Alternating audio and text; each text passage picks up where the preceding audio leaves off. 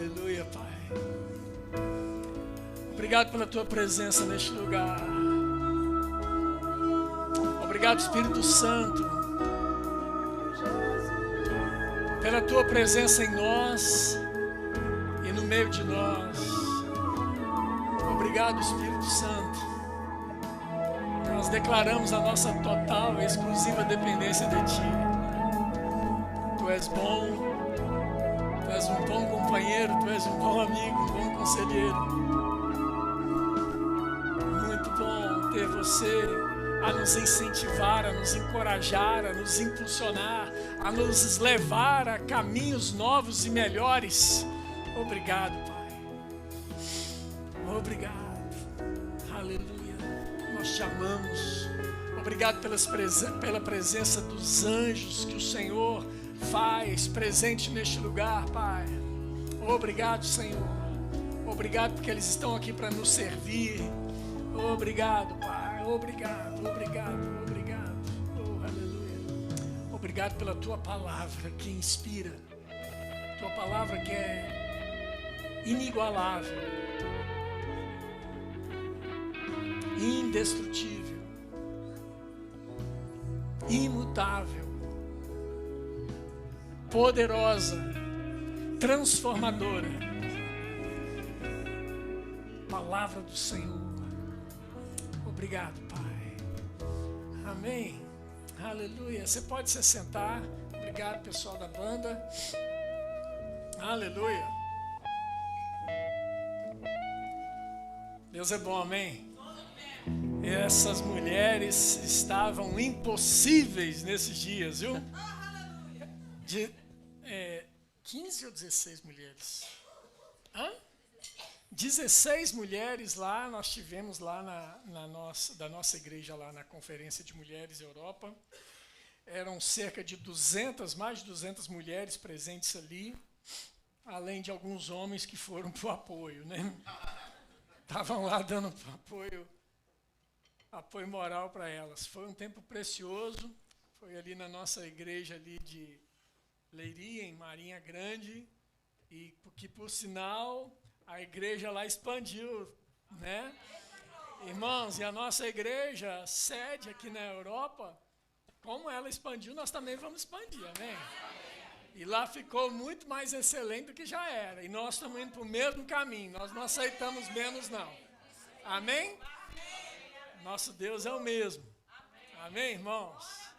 Choveu lá, cai aqui também. Aleluia. Glória a Deus. Amém? Oh, Deus bom. Irmãos, nós estamos vivendo um tempo de expansão, para expandir. E nós estamos falando de excelência. E não tem como a gente pensar em expandir e falar de excelência se a gente não pensar que tudo isso começa conosco, começa na nossa própria vida, né? Eu tenho dito isso aqui, já tem alguns domingos que o Espírito tem me levantado para falar sobre isso, e hoje eu quero dar uma sequência nessa expansão, nessa palavra que Deus tem colocado no meu coração, porque eu tenho certeza que Ele está puxando mais de nós, porque nós podemos oferecer mais. Amém, irmãos? E nesse sentido, querido, eu quero falar hoje sobre estilo de vida. Eu não vou falar sobre o estilo de roupa, eu não vou falar sobre o seu estilo aí de cabelo, new look, né? Não vou falar aí se está na régua, né, Nicolas, ou não. Eu vou só falar a respeito de estilo de vida, que engloba muita coisa, mas eu quero que você se apegue a essa verdade. Um estilo de vida que nos leva a lugares melhores, a lugares maiores. Nós vamos ver hoje aqui na palavra de Deus muito sobre isso. Por que algumas pessoas se dão bem e outras não se dão? Por que algumas são, você fala assim, puxa vida, mas fulano é favorecido. Por que ele é favorecido? Será que eu não sou favorecido? Será que um pai tem filho preferido? Não, olha, não. Aquele menino ali, ele é espetacular. O outro nem tanto. Então eu vou favorecê-lo no que eu puder em detrimento do outro. Irmãos, isso não passa na cabeça de um pai, não. Isso é insano pensar numa coisa assim. Então, quando a gente pensa a respeito de filhos, nós pensamos, eu vou dar tudo que eu tenho para esse filho, mas eu também vou dar tudo que eu tenho para esse filho. E eu vou dar tudo para esse, vou dar tudo para esse, vou dar para um e para outro. Por quê? Porque é o coração do pai, queridos. Um coração de pai, ele quer o melhor para o filho. Independente se é para 1, para 2 ou para 10. O que importa é que ele quer que nós tenhamos o melhor.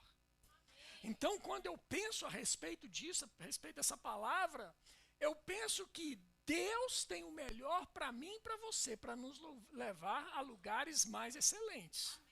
Irmão, deixa eu te falar uma coisa. Se ele leva uma pessoa para um lugar, ele leva a outra. Se eu empenhar meu coração tanto quanto o outro, eu vou chegar em lugares maiores. Porque o que depende de mim fazer, o que depender de mim para fazer, eu vou fazer. Percebe? O que depender de mim, eu tenho que fazer. Não dá para ficar esperando. Talvez esse seja o ponto que você olha assim e fala assim, poxa vida, fulano é tão bem sucedido e Beltrano não é. Por quê? Qual a razão de uma pessoa ser bem sucedida e a outra não? Estilo de vida. Você vai ver o estilo de vida de uma pessoa, você vai olhar, ela tem algo diferente nela. Os bem-sucedidos têm algo diferente neles. Você pode estar certo disso. Quem é bem-sucedido tem algo de diferente nele. Talvez você que não seja visto pelo grande público, mas do privado. Aquilo que ele está fazendo lá no privado, que eu e você não temos ciência. Aí você vai falar assim, puxa vida, mas como é que o cara pode chegar, falar para uma multidão de pessoas assim, né, meu amigo? Chega lá e sai lá do Brasil, vem aqui dar aula, curso para tudo quanto é gente aí, auditórios lotados. Por quê? Você não sabe, irmão, o quanto o cara ralou, ó. Um tempo que ninguém tinha. Que ninguém sabe o conhecimento que ele teve que adquirir para chegar naquele ponto. Percebe, irmãos? Nós não vemos, alguém diz assim, que lá na minha terra, a pessoa costuma dizer assim, que você vê o tombo que eu tomei, mas você não vê a cachaça que eu bebi.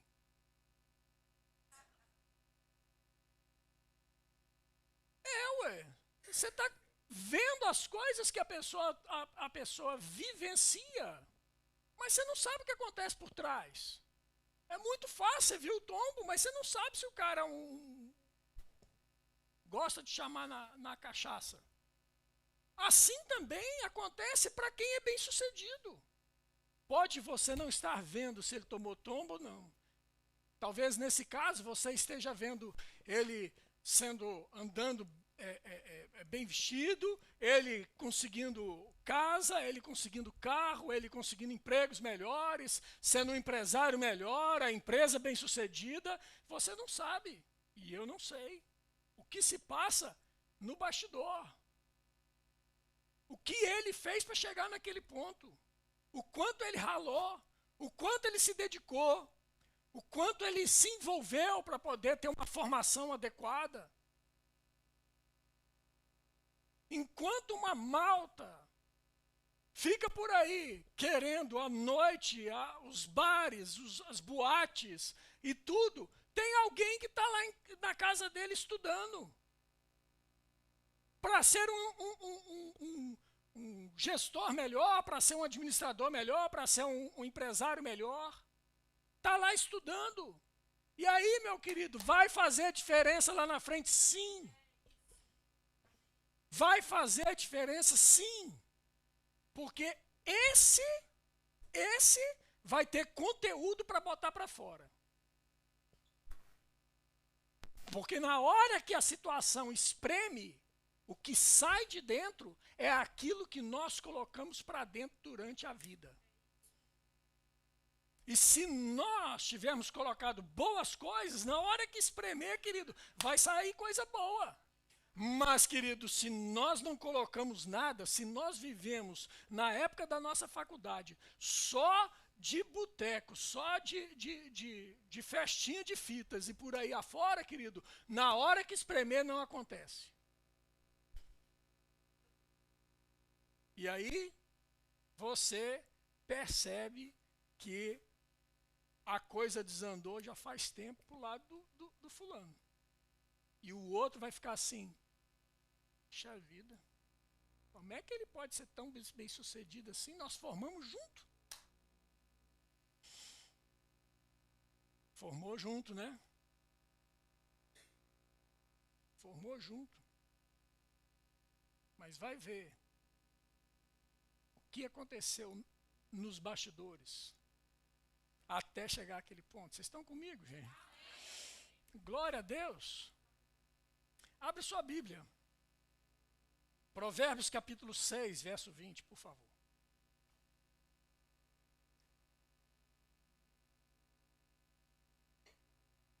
Provérbios capítulo 6, verso 20 diz assim. Provérbios 6, 20. Vamos ler até o 23. Provérbios 6, 20 ao 23 diz assim. Filho meu, guarda o mandamento de teu pai e não deixes a instrução de tua mãe. Ata-as perpetuamente no teu coração, pendurando-as ao pescoço. Quando caminhares, isso te guiará. Quando te deitares, te guardará. Quando acordares, falará contigo. Porque o mandamento é lâmpada e a instrução, luz e as repreensões da disciplina são o caminho da vida. Amém, querido? Quando a palavra de Deus está falando para nós atarmos a lei ao redor do pescoço, querido, não é porque é para a gente andar com a Bíblia assim o tempo todo, não. Aqui está fazendo uma analogia com uma situação que era do passado. E qual que era essa situação? A situação é a seguinte. As pessoas atavam aquilo que elas tinham mais precioso ao pescoço. Eles colocavam, penduravam ao seu pescoço, ao redor do pescoço, aquilo que elas tinham, os seus bens mais preciosos.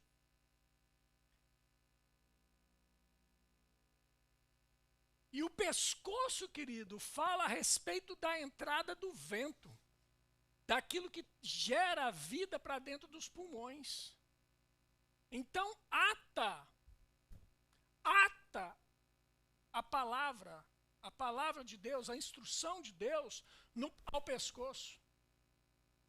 Amém, irmãos? Essa associação de ideias é atestada pela palavra hebraica chamada nepesh, que significa alma, que se refere à vida e deriva de um termo que significa garganta e respiração.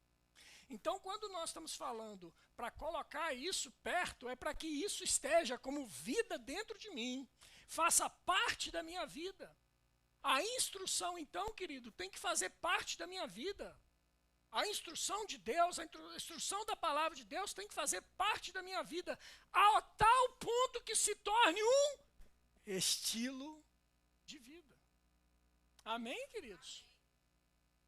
Pensando nisso, nós podemos perceber que a instrução do sábio está diretamente relacionada a esse estilo de vida. Uma maneira comportamental que proporcionará a mim e a você uma qualidade de vida superior. O meu estilo de vida vai fazer com que eu tenha uma vida mais excelente. Amém, irmãos? Nós vivemos tempos, querido, nunca antes na história da humanidade como nós vivemos hoje. Nós estamos vivendo dias, querido, que nem a época de Noé, nem Sodoma e Gomorra viveram. Promiscuidade. Antigamente as coisas eram feitas na calada da noite. Era escondido.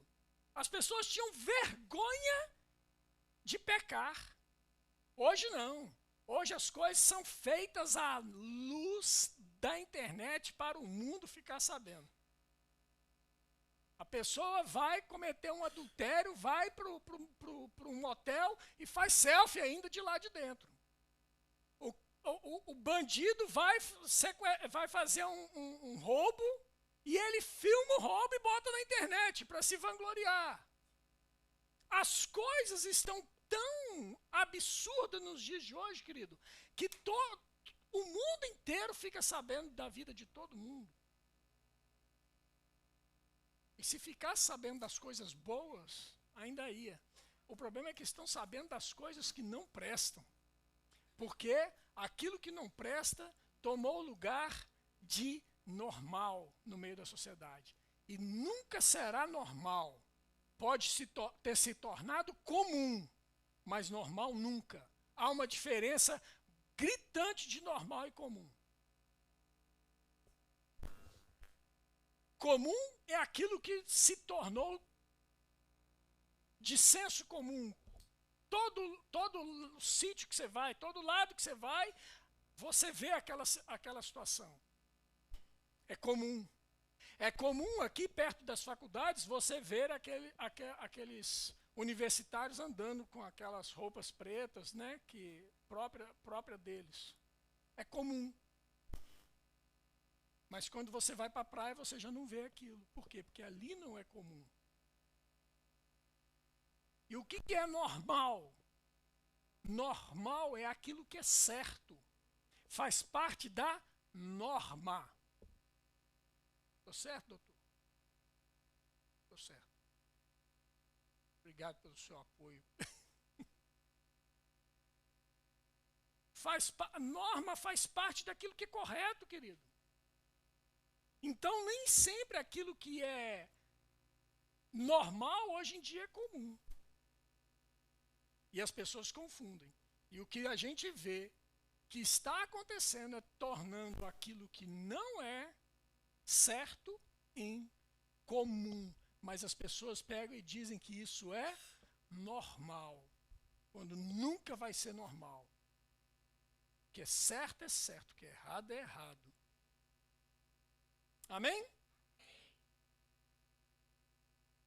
Glória a Deus, então. Vamos aqui avançar um pouco. E eu queria dar 2 exemplos na Bíblia para poder mostrar para você o que eu estou querendo dizer com isso, nesse estilo de vida.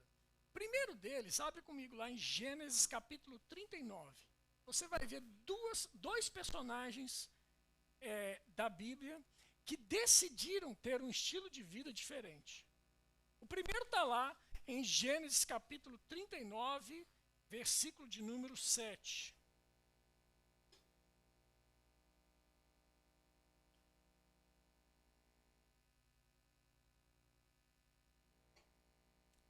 Nós nos deparamos aqui com a vida de José.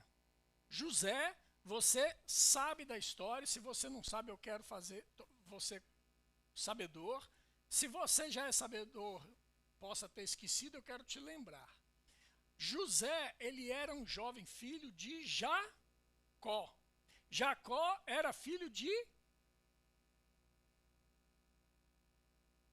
muito bem. Isaac era filho de Abraão, ok?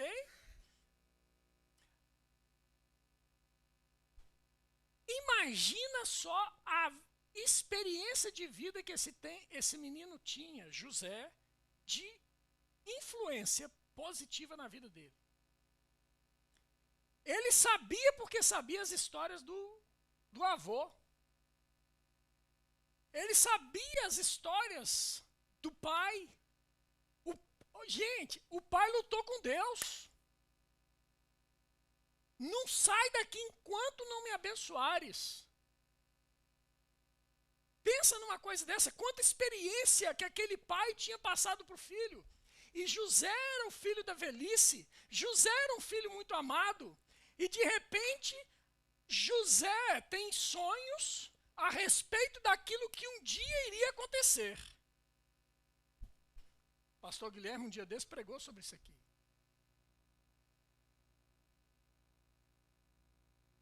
Os dois pregaram sobre isso aqui. E falando a respeito disso, a gente vê como que José abriu a boca para falar para quem não devia a respeito dos sonhos que Deus tinha para a vida dele. Guarde seu coração, meu irmão. Freia a tua língua, não sai falando tudo para o primeiro que aparece na frente, não. Guarda. Aprenda a compartilhar para a pessoa certa, na hora certa.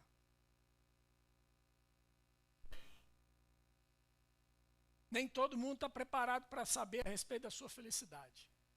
Nem todo mundo está preparado para saber a respeito daquilo que Deus tem preparado para você. Não está. Nem todo mundo. Então José tinha essa vida, que Deus já tinha falado com ele através de sonhos. E o pai falou assim, guarda o teu coração. Guarda isso no teu coração. Ele pegou e foi falar para os irmãos. O que os irmãos fizeram? Pegaram ele e jogaram num poço para ele morrer. Aí um dos irmãos se levantou e falou assim, o que é isso? Nós não podemos matar o menino, não. Tiraram o menino do poço falando assim, e agora? O que a gente faz? Vende ele. Venderam ele como escravo. Ele foi parar lá no Egito. Como escravo. Ali ele foi parar na casa de um homem chamado Potifar. E aquele homem colocou José para poder tomar conta de tudo dentro da casa. Menos da mulher dele. Tome conta da sua mulher, meu irmão. Amém. Cuide dela. Mas cuide bem. Cuide bem. Amém? Glória a Deus. Ela não é, Joelis. Tem que cuidar bem dela, porque tem homem que não cuida bem da mulher. Não, que é isso? Faço muito carinho nela. Dou batom carinho, sapato carinho. Tudo de carinho. Irmãos, nem tudo na vida é dinheiro, irmão. Essas coisas são importantes. São, sem dúvida alguma. Mulher bonita custa caro. Amém. Invista na sua mulher. Amém.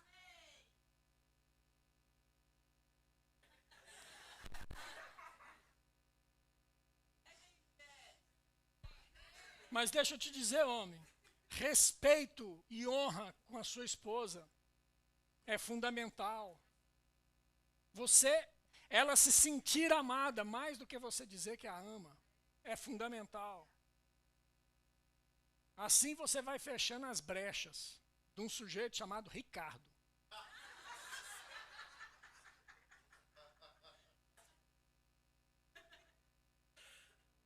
O famoso Ricardão. Vigia, cuida daquilo que é seu, irmão. Amém. Cuide da sua esposa. Mulheres, cuidem do seu marido. Amém? E José foi colocado lá na casa daquele homem. Chegou lá, estava lá, cuidando de tudo. E a mulher não estava sendo assistida pelo marido, começou a dar em cima do José. E o José não, de jeito nenhum, de jeito nenhum. E agora a gente chega no versículo 39, versículo 7, que diz assim. Aconteceu depois dessas coisas que a mulher do seu senhor pôs os olhos em José e lhe disse, deita-te comigo, ei, vem cá, vamos partir para a cama nós dois. Não. Ele, porém, recusou e disse à mulher do seu senhor, tem-me por mordomo o meu senhor e não sabe do que há em casa, pois tudo que tem me passou ele às minhas mãos. Ele não é maior do que eu nesta casa e nenhuma coisa me vedou, senão a ti, porque é sua mulher. Como, pois, cometeria eu tamanha maldade para com o Potifar e pecaria contra Deus? Olha para mim aqui agora. Deixa eu te perguntar. Quando é que José determinou no seu coração não se deitar com a mulher de Potifar?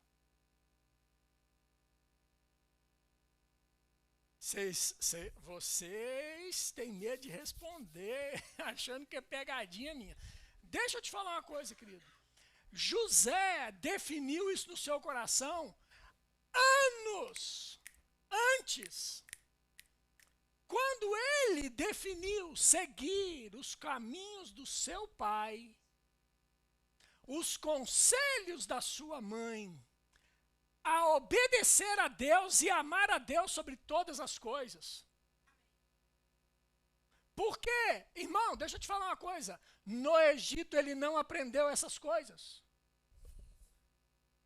No Egito ele não aprendeu essas coisas. Essas coisas ele aprendeu anos antes, através do seu pai e da sua mãe, que o instruía a andar no caminho do Senhor, a não se desviar do caminho do Senhor. Ei, deixa eu te dizer uma coisa, está precisando ser levantada uma nova geração de José, que tem coragem de bater no peito e falar assim, eu não vou ceder às paixões.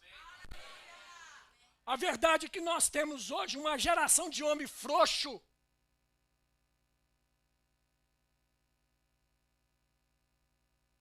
que não pode ver um rabo de saia que sai atrás.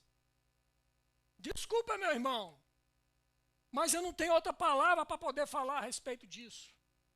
Ou é homem ou não é. Ou ama Deus ou não ama. Ou ama sua esposa ou não ama. Não tem como você me dizer que ama sua esposa e se deita com outra na rua. Não tem como você me dizer que ama a sua esposa e vive uma vida escondida nos telemóveis da vida, na prostituição da vida. Está na hora, querido, de nós levantarmos uma geração de homens de verdade, homens de valor, homens que têm um estilo de vida que não tem do que se envergonhar.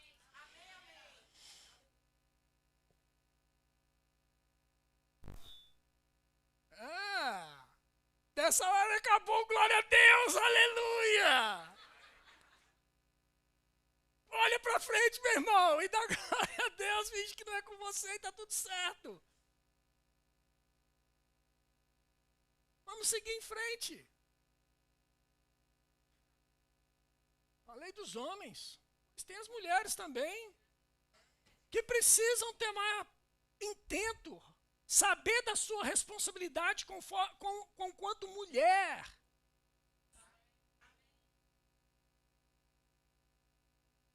Vocês são valorosas, queridas. Vocês são poderosas, vocês são maravilhosas, mas esse negócio de empoderamento, isso não vem de Deus. Saiba o seu lugar. O seu lugar é de honra.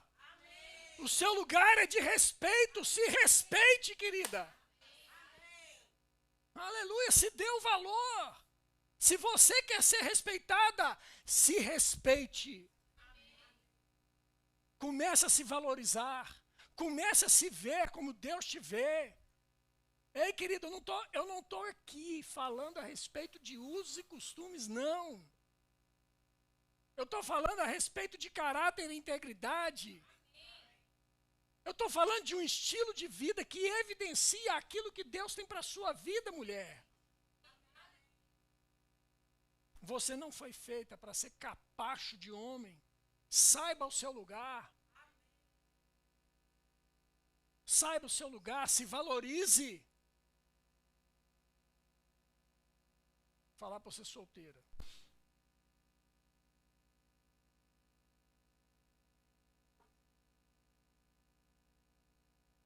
Presta muita atenção no que eu vou te falar. Você que é solteira que está aqui, ó.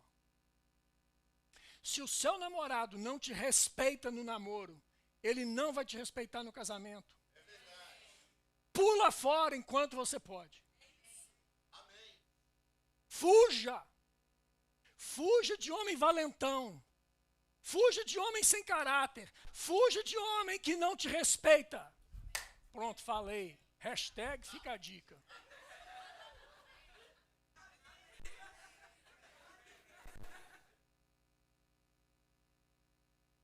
Amém, irmãs? Amém. Glória a Deus. Deus é bom. A tentação, na hora que bateu na porta de José, chegou atrasada. A santidade atendeu a porta e disse: não, aqui você não pode entrar.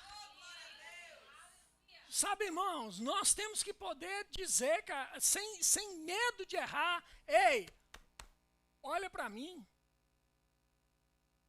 Olha para a minha vida. Paulo disse isso: sede, pois, meus imitadores, como eu sou de Cristo. Ei, Paulo estava falando assim: olha para a minha vida. Deixa eu dizer para você, quantos de nós aqui podemos dizer, levantar a mão e falar assim: ei, você aí, olha para mim. Eu não tenho do que me envergonhar. Você não vai achar nada na minha vida. Você não vai achar nada na minha vida que me desabone o meu caráter e minha integridade. Você pode achar na minha vida algumas coisas que precisam ser melhoradas, porque são erros. Estou no processo. Mas caráter e integridade, querido, estilo de vida, não pode ter negociação. Não negocie, querido. José teve coragem.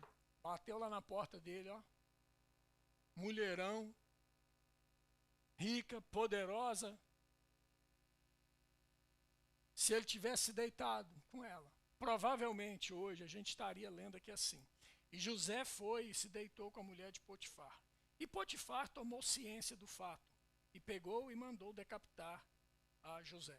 Fim. Talvez essa seria a história de José. Mas eu estou aqui para contar outra história. A história verdadeira de José. Porque esse José que fez isso, querido, deixa eu te dizer uma coisa: no devido tempo, fala comigo, no devido tempo. No devido tempo ele saiu para ser quem? Ele saiu para ser o maioral de todo o Egito. Um estilo de vida fez com que aquele homem tivesse uma excelência de vida aos olhos de todos, a ponto de que o maioral do Egito, chamado Faraó, falou assim: ei, você não pode ficar onde você está, vem cá que você vai ser abaixo de mim, só você. Deixa eu te falar uma coisa, seja bem-vindo a um tempo novo, onde você vai ser colocado em lugares maiores e melhores, por causa da sua excelência, por causa do seu estilo de vida, que não tem do que se envergonhar. Glória a Deus. Outro personagem, abre comigo lá em Daniel, capítulo 1. Daniel foi levado cativo, era um dos príncipes, fala comigo, príncipes de Israel. Querido, ele não era um Zé Ninguém, ele era um dos príncipes de Israel e foi levado cativo para o cativeiro. Chegou lá na Babilônia, resolveu, o rei da Babilônia resolveu falar assim: olha, vamos pegar aí os principais, aí, os príncipes do Egito aí, e tragam para cá para que a gente ensine o nosso estilo de vida. Traga eles para cá, porque eles vão aprender o nosso estilo babilônico de ser. Sim ou não? Foi isso que aconteceu. E aí, pegaram os principais daqueles príncipes lá. Dentre eles, tinham 4 que a Bíblia cita nominalmente. Sabe o nome deles?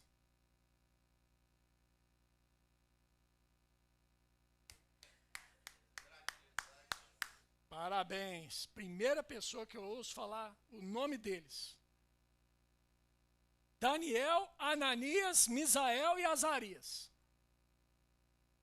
O pessoal fala Sadraque, Mesaque e Abednego, mas não fala o de Daniel. Por quê?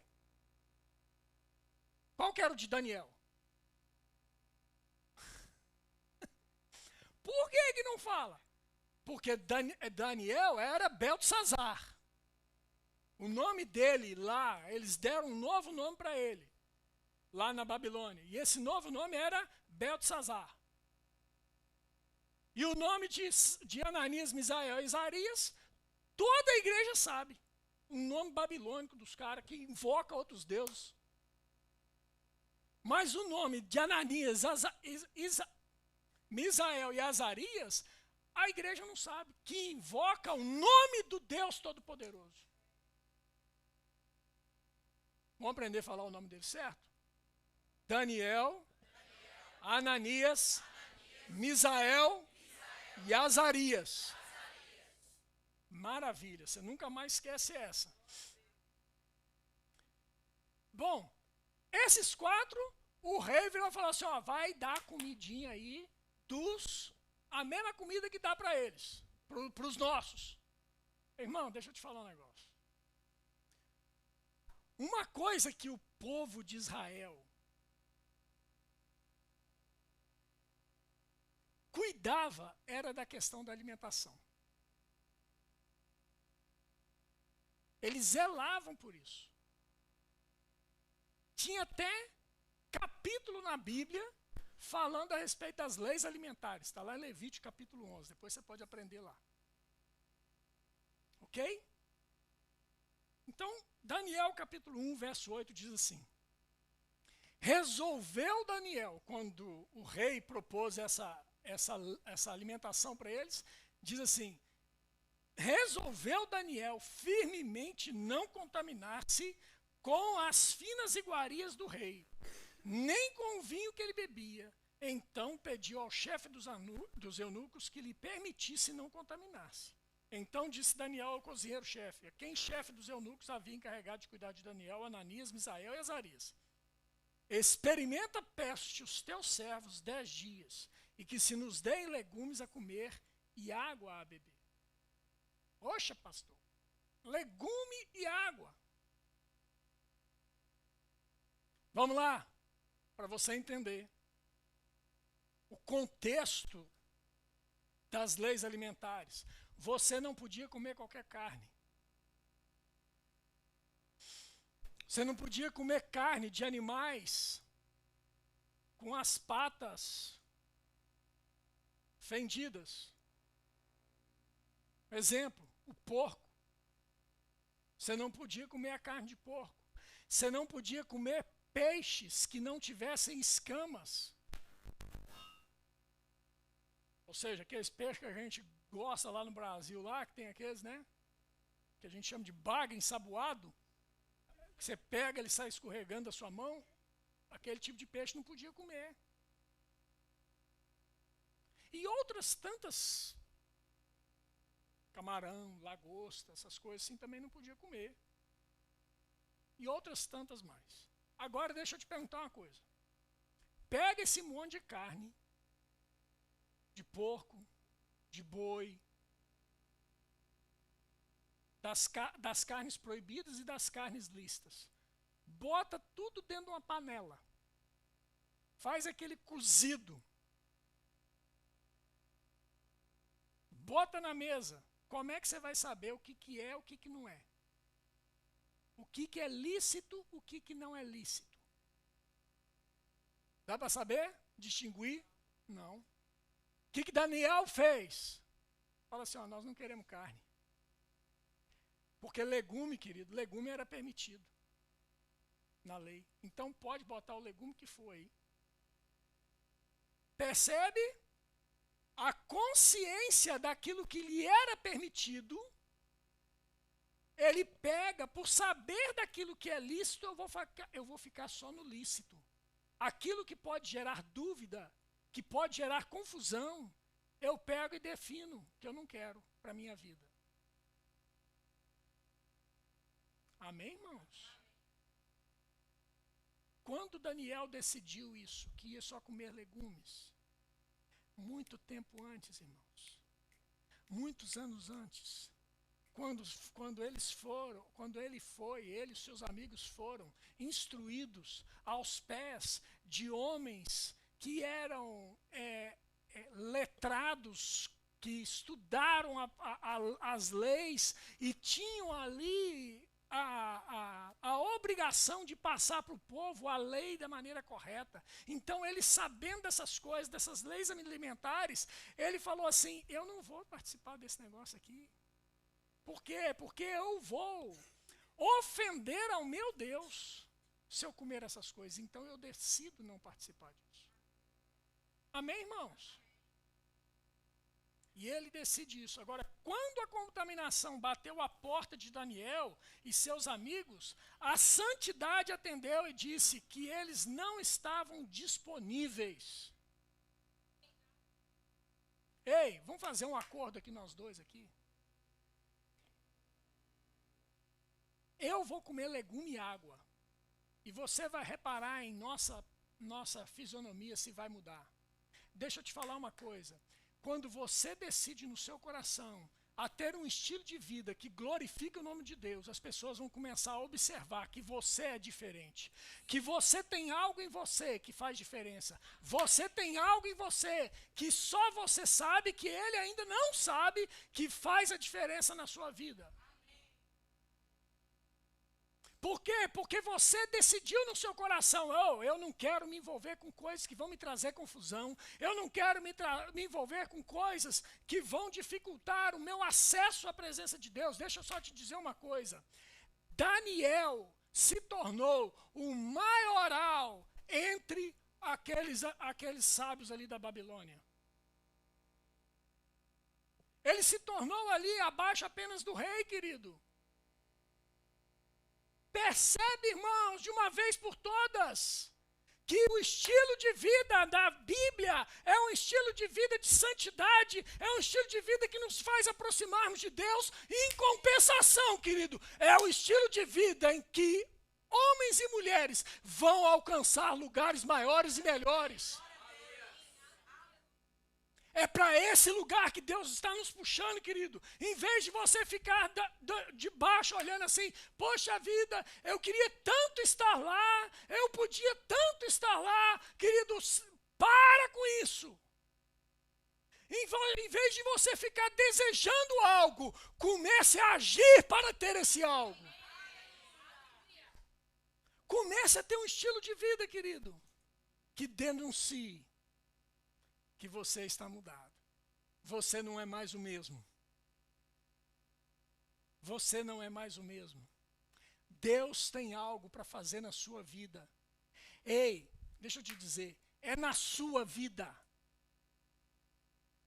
Esquece a vida do outro. Para de se comparar com o outro. É na sua vida. Comece a olhar para dentro de você mesmo.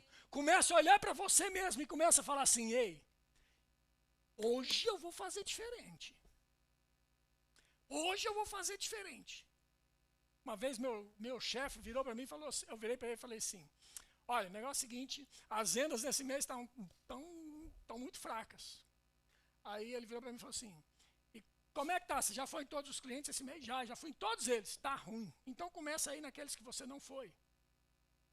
Mas eu já fui em todos. Procure clientes novos. Faça algo diferente. Se você está passando por uma rua constantemente, ali não tem mais cliente, dá a volta, passa na rua alternativa. Comece a traçar caminhos novos para você, em vez de você ficar esperando algo maravilhoso e cair do céu no seu colo. Ei, amado, presta atenção, comece você a fazer coisas diferentes. Aleluia. Comece a fazer coisas diferentes. Não fica chorando pelo leite derramado, não. Pare de chorar pelo leite derramado. Pare de se martirizar. Pare de se vitimizar. Pare com essa história, querido. O vitimismo é um preceito de quem é derrotado na vida. Amém. Amém. Pare com isso. Pare de fazer de vítima. Você não é vítima, você é um sucesso. Você nasceu para ser um sucesso. Deus não te fez para ser um fracasso. Deus te fez para ser bem-sucedido.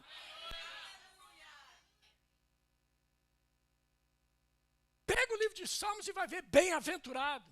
Bem-aventurado. Ele chama você de bem-aventurado. Você é bem-aventurado. O que é bem-aventurado? É bem-sucedido. Vai ser bem-sucedido, irmão. Levanta seus olhos e vê. Deus está preparando, restaurando os seus sonhos. E a tua visão. Ei!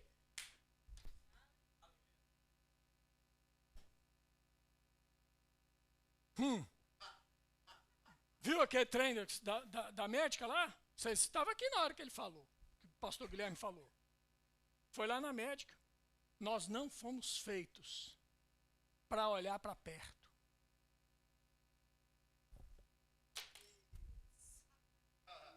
Larguei, joguei para o alto, é lebe. Irmão, deixa eu te dizer uma coisa. Nós fomos criados para olhar para longe. Pegar esse longe e trazer para perto. Nós fomos criados, querido, para expandir. Nós não fomos criados para poder ficar no micro. Nós não fomos criados para isso, irmãos. Queria chamar o pessoal do louvor para vir para cá. Nós fomos chamados para expandir. Querido, se a sua visão está míope, coloque os olhos da fé nos seus olhos. Coloque os óculos da fé nos seus olhos e comece a olhar longe. Aleluia! Nós saímos de um lugar, querido. Nós saímos de um hotel aqui em Gaia para um prédio, para pagar 500 euros de arrendamento. Saímos de um lugar de 500 euros para arrendar um lugar aqui ao lado, na Rua dos Vanzeleiros, por 750 euros. Foi um passo de 50% de crescimento nas despesas da igreja, querido, da noite para o dia. Saímos de um lugar de 750 para esse de 1.280. Na época, foi um passo gigantesco, não sei quantos por cento que dá essa brincadeira aí. Como que nós demos isso? Pela fé. Porque nós sabíamos que tinha algo maior. Ei, chegou o tempo agora de nós sairmos deste lugar. De 1.280 para um lugar de 3.000 euros. Irmão, como vai ser? Eu não sei. Só sei o seguinte, aonde o sacerdote pisou, o povo passou atrás em pé enxuto. Significa que aonde o sacerdote passou, veio o povo e recebeu da mesma bênção e passou junto. Ei, deixa eu te dizer. Aonde eu estou pisando, querido, preste atenção no que eu vou dizer para você. Passe junto. Passe junto. Porque você vai viver um ano de crescimento em todas as áreas da sua vida como você nunca viveu. Ei, Jackson, aquela com prosa nossa lá, ó. Presta atenção.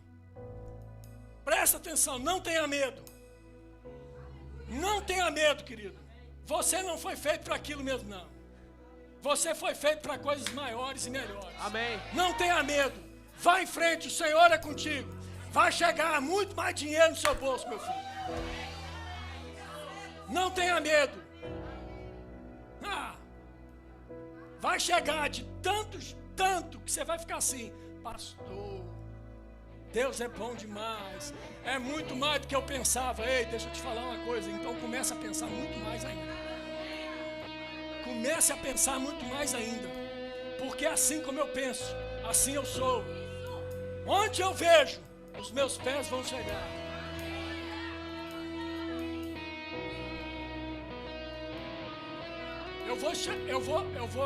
Eu vou compartilhar com você uma coisa, para a gente finalizar.